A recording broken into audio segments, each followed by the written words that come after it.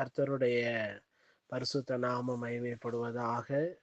இந்த நவம்பர் மாதத்திலே உங்களை சந்திப்பதிலே நான் மிக்க மகிழ்ச்சி அடைகிறேன். கர்த்தர் பெரிதான கிருபையினாலும் இந்த வருஷத்தை துவங்கி இந்த 10 மாதங்கள் கடந்து இந்த 11வது மாதத்திலே அடியெடுத்து வைக்கும்படியாக தேவன் கிருபை பாராட்டி இருக்கிறார். இந்த மாதத்திலும் கர்த்தர் நமக்கு கொடுத்ததான வாக்குத்தத்த வசனத்தை நாம் வாசித்து உங்களுக்காக நான் ஜெபிக்க நான் விரும்புகிறேன். சங்கீதங்களின் புஸ்தகம் அதனுடைய 16வது சங்கீதம் அதனுடைய 8வது வசனத்தை நாம் வாசிக்கலாம்.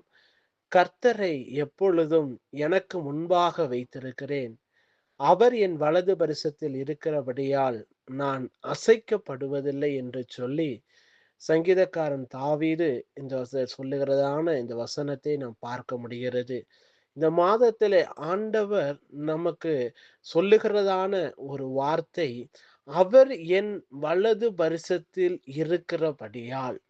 இன்றைக்கும் ஒரு மனிதனுடைய வாழ்க்கையிலே தன்னுடைய கரத்தை வலது கரத்தை பிடித்து நடத்துகிறதான ஒரு நபரை எதிர்பார்த்து கொண்டிருக்கிறதான எத்தனையோ பேர் உண்டு. இன்னைக்கு ஒரு குழந்தையை நாம் பார்க்கும் பொழுது தன்னுடைய தகப்பன் தன்னுடைய கரங்களை பிடித்து நடக்கும் பொழுது அவனுடைய வாழ்க்கையில் எந்த ஒரு பயமும் இல்லை, எந்த ஒரு கலக்கமும் இல்லை.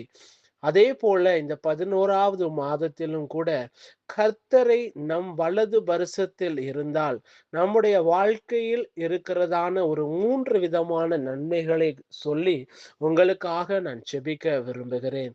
பிரியமானவர்களே, அந்த சங்கீதத்திலே நாம் பார்க்க முடிகிறது, அவர் என் வலது பரிசத்தில் இருக்கிறபடியால். தாவீது சொல்லுகிறான், அவர் என் வலது பரிசத்தில் இருக்கிறபடியால்.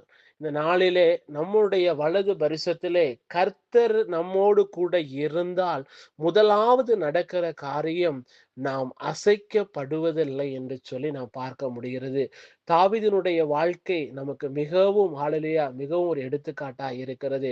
அவன் ஆடு மேய்க்கிறவனாய் இருந்த பொழுதும், அவன் அரசனாய் ஆண்டவர் அபிஷேகம் பண்ணின பொழுதும், எல்லா சூழ்நிலைமையிலும் கர்த்தர் அவனுடைய வலது பரிசத்தில் இருந்தபடியால் அவனுடைய வாழ்க்கையிலே ஒரு அசைவு என்பது இல்லை. இந்த வாழ்க்கை என்னும் இந்த படகின் மேலே நம்முடைய வாழ்க்கை பயணத்திலே கர்த்தர் நமது வலது பரிசத்தில் இருந்தால் நாம் ஒரு நாளும் அசைக்கப்பட முடியாது. நம்முடைய வாழ்க்கையில அசைவு இருக்காது. எந்த ஒரு அந்நிய வல்லமைகளும் இருந்தாலும் சரி, நமக்கு எதிராக எத்தனை பேர் எழும்பினாலும் சரி, எந்த ஒரு காரியம் நம்முடைய வாழ்க்கை அசைக்க முடியாது. இந்த வார்த்தையை கேட்டுக்கொண்டிருக்கிற அன்பான தேவ பிள்ளைகளே, இதுவரைக்கும் உங்களுடைய வாழ்க்கையில சில அசைவுகள் இருந்தாலும் இன்றைக்கு இந்த மாதத்திலே கர்த்தர் உங்களோடு கூட சொல்லுகிறார், அவர் உங்கள் வலது பரிசத்தில் இருந்தால் நீங்கள் அசைக்கப்படுவது இல்லை. இந்த நாளிலே அந்த நாளில் தேவ பிரியமான பிள்ளைகளே, முதலாவது நாம் செய்ய வேண்டிய காரியம் அவர் நம் வலது பரிசத்தில் நாம் நிப்பாட்ட வேண்டும். அவர் நம்மோடு கூட இருக்க வேண்டும். அதனால் நாம் அசைக்கப்படுவதில்லை. 2வது காரியம் நாம் பார்க்கிறோம், அதே சங்கீதம் அதனுடைய 16 அதனுடைய 11 சொல்லுகிறது, உம்முடைய வலது பரிசத்தில் நித்திய பேரின்பம் உண்டு என்று சொல்லி அந்த இடத்துல நாம் பார்க்க முடிகிறது. இன்றைக்கு ஒரு மனிதனுடைய வாழ்க்கையில நாம் இங்கிலீஷ்ல பார்க்கும் பொழுது ஒரு நித்திய ஒரு பேரின்பம், ஒரு ஃபுல்னஸ் ஆஃப் ஜாய், ஒரு சந்தோஷம் பேரின்ப சந்தோஷம் உண்டு என்று சொல்லி இந்த இடத்துல சங்கீதக்காரன் நாளிலே தாவீது சொல்லுகிறார். இன்றைக்கு உங்களுடைய வாழ்க்கையில எத்தனையோ கண்ணீரின் பாதையிலும், உபத்திரவத்தின் பாதையிலும், ஒரு கஷ்டத்தின் பாதையிலும் நீங்கள் சென்றிருந்தால் ஆண்டவர் சொல்லுகிறார், அவரை நீங்கள் வலது பரிசத்திலே நீங்கள் நிறுத்தும் பொழுது ஆண்டவர் உங்களுக்கு நித்திய ஒரு பேரின்பத்தை அவர் உங்களுடைய குடும்பத்துல, உங்கள் தனிப்பட்ட வாழ்க்கையில ஆண்டவர் நிச்சயமாய் தர வல்லமை உள்ளவராய் இருக்கிறார். 3வது காரியம், அவர் உங்கள் வலது பரிசத்தில் இருந்தால் அவர் நித்திய ஜீவனை அவர் உங்களுக்கு தருவார். நாம் இந்த கடைசி நாட்கள்ல இருக்கிறோம்.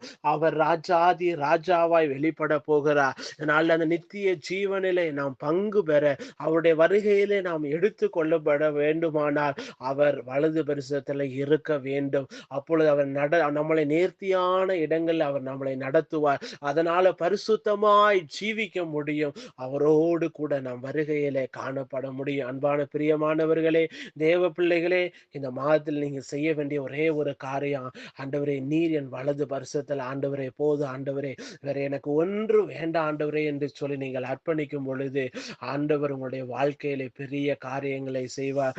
இருக்கிற இடங்கள்ல அப்படியே ஹalleluya நாம் எழுந்து நாம் ஜெபிக்க போகிறோம். ஹalleluya ஆண்டவர் உங்களுடைய வாழ்க்கையில பெரிய காரியங்களை ஆண்டவர் செய்வார்.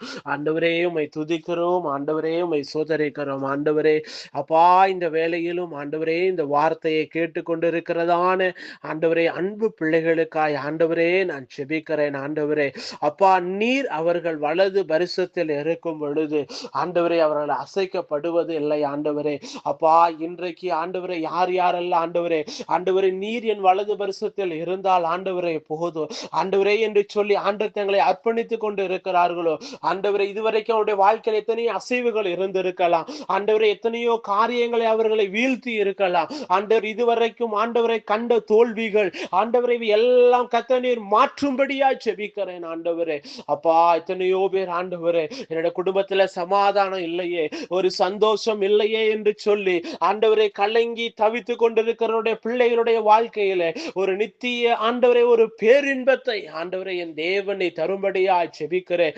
ஆண்டவரே அப்பா அந்த நாட்களில் ஆண்டவரே பிள்ளைகளுடைய ஒரு நித்திய ஜீவன் ஆண்டவரே அப்பா உம்முடைய வருகைக்காய் ஒவ்வொருவரையும் ஆண்டவரே நீர் ஆயத்தப்படுத்தும்படியாய் ஜெபிக்கிறோம். ஆண்டவரே இந்த மாதத்தில் ஆண்டவரே விசேஷமாய் ஆண்டவரே ஆண்டவரே இந்த மாதம் முழுவதும் ஆண்டவரே பிள்ளைகள் ஒவ்வொருவரையும் நடத்துங்க, போக்கையும் வரத்தையும் ஆசீர்வதிங்க ஆண்டவரே. அவருடைய ஆண்டவரே தேவைகளை எல்லாம் சந்திங்க ஆண்டவரே. அப்பா என் தேவன் ஆண்டவரே ஒவ்வொருடைய வாழ்க்கையில அற்புதங்களை நீ செய்கிறதற்காக உமக்கு நன்றி ஆண்டவரே. நீங்க பொறுப்பெடுத்துக் கொள்ளுங்க என்பது இயேசுவின் நாமத்தில் பிதாவே. ஆமென் ஆமென் ஆமென். பிரியமானவர்களே தொடர்ந்து ஊழியங்களுக்காக ஜெபித்துக் கொள்ளுங்கள். உங்களுடைய ஜெப குறிப்புகளை தெரியப்படுத்துங்கள். கர்த்தர் தாமே உங்களை ஆசீர்வதிப்பாராக. Thank you. May God bless you.